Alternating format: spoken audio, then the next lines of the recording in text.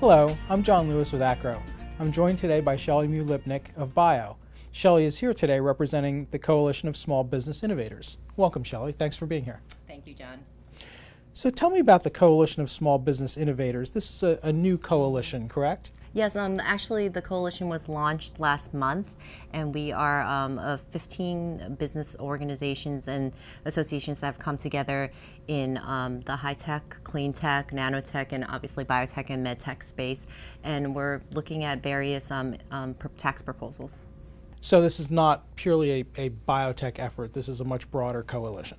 No, this is not. It's actually a coalition that's come together where we're looking at small business groups that work in very research-intensive and manufacturing space, and it's really about small businesses that do a lot of innovation. So I guess part of what drove this was a sense that Congress was going to be dealing with corporate tax reform, and there were some issues particular to smaller, innovative companies. So what are some of those issues you're looking at?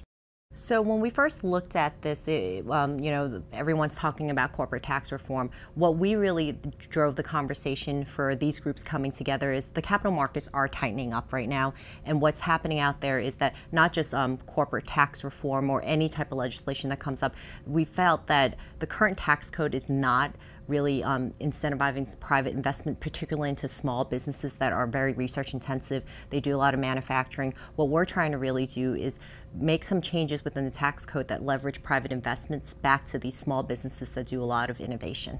So a lot of the discussion around on the corporate side has been about broadening the base and lowering the rates, but that wouldn't necessarily help a lot of the small companies, correct? Correct, John, but I think broadening the base, lowering the rates, that's where our companies eventually want to be. We want to be revenue producing. I think small companies right now, their number one concern is not being able to get capital into their companies.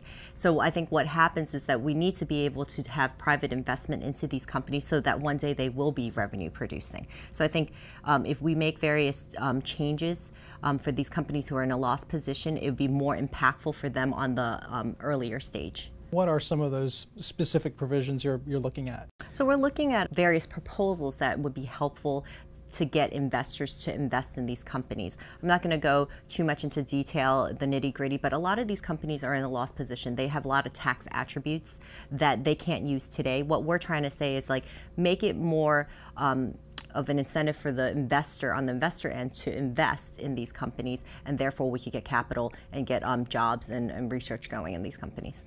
So Shelly, if I wanted more information about the coalition, where would I go? Since the coalition has recently launched, that to find us, go to smallbusinessinnovators.org. You could also follow us on Facebook, YouTube, and Twitter. If you'd like more information about ACRO, please visit acrohealth.org or follow us on Twitter @ACROHealth.